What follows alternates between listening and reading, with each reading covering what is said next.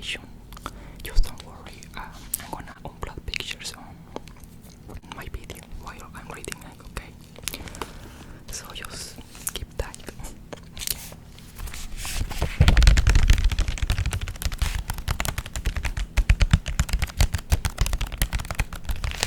So yeah, this is how the cover looks like. Let's see the inside. It has some good pictures inside it, so let's see. You see?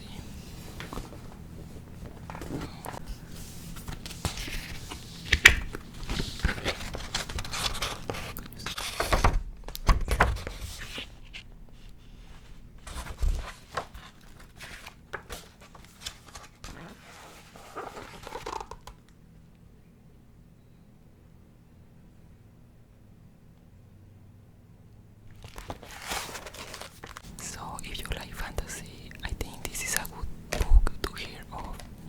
So yeah. Alright guys, if some of my words look bad spelling, it's just that English is not my main language, but I think I'm gonna be fine on this. So let's get into it. Introduction. Everybody knows what dragons are.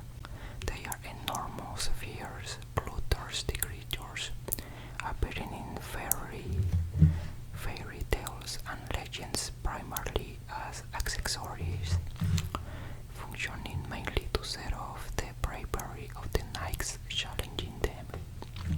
Dragons are obscure, mysterious characters described only in broad terms, a little more than foils to enhance a hero's valor.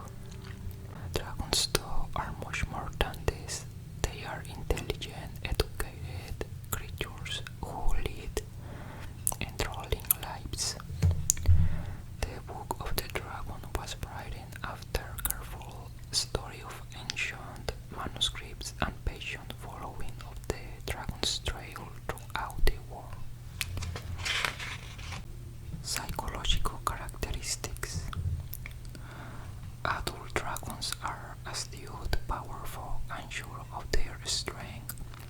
Their cunning helps them elude the ingenious traps laid by men, and their spirits could be described as playful.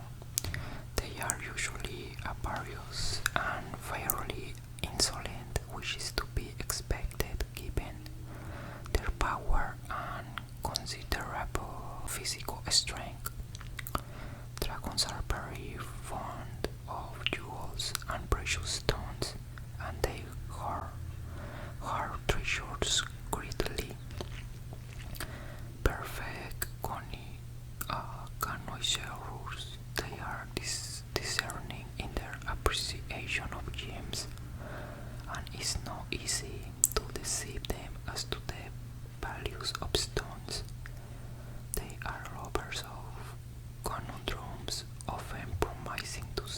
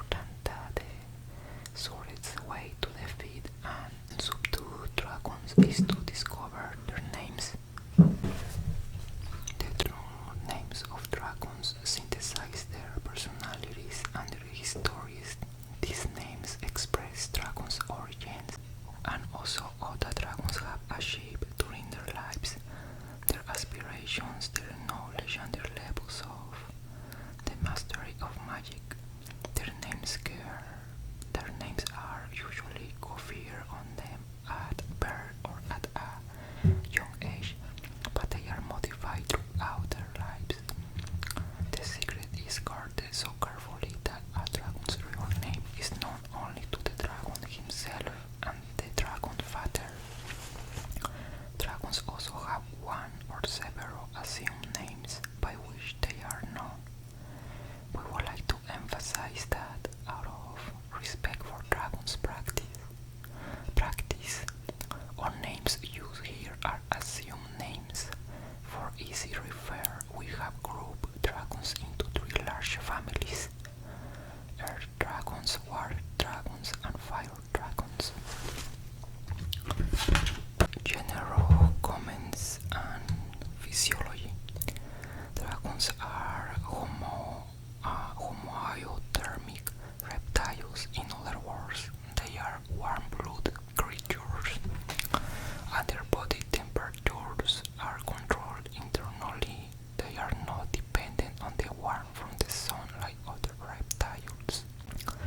This characteristic enables them to adapt to different climates of their extensive habitat and maintain their activities both day and night throughout the year.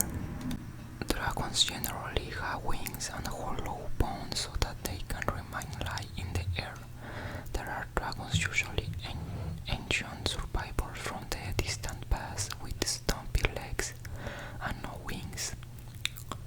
These rare survivors of a remote era are intelligent and fairly aggressive and belong to a single species on the verge of extinction known as worms of the deep.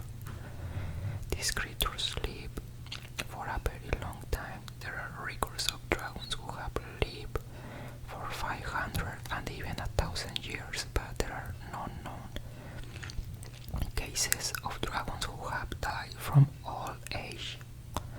Rather, dragons die from accidents, certain diseases, or as a result of the actions of their most relentless enemy, the man. Despite their strength, dragons lose some of their agility with age, easily falling prey to the singular and terrible dragon killer. They are more planted in Neumon.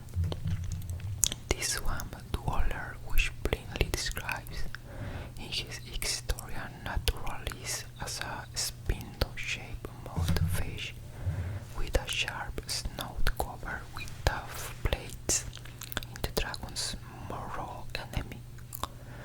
The ichneumon burrows between the dragon's scales and using its sharp snout funnels through the tender flesh until it reaches the entrails, devouring them and killing its victim. Dragons can talk, and they speak in Latin, a tongue that is innate in the dragon species. They have no difficulty, however, in learning and expressing themselves correctly in the vernacular of the region in which they live. Lovers of woodlands and fresh air, dragons cannot bear environmental pollution or the tumult of civilization. The only exception to this rule is one particular subspecies of fire dragons, Dracoflammula, which we will explain later. Today, dragons survive only in rare places that have escaped pollution to small isolated pockets of the old world. Where the future of dragons seems precarious. The skeleton. Dragons are the largest known flying creatures to maintain their enormous bulk in the air. Their physical structures have had to be different from those of other reptiles. Their wingspans fit on broad shoulders that support the powerful wings muscles. These require an extraordinary articulatory system unknown in other animals. Alright guys, this will be all. Hope you like it.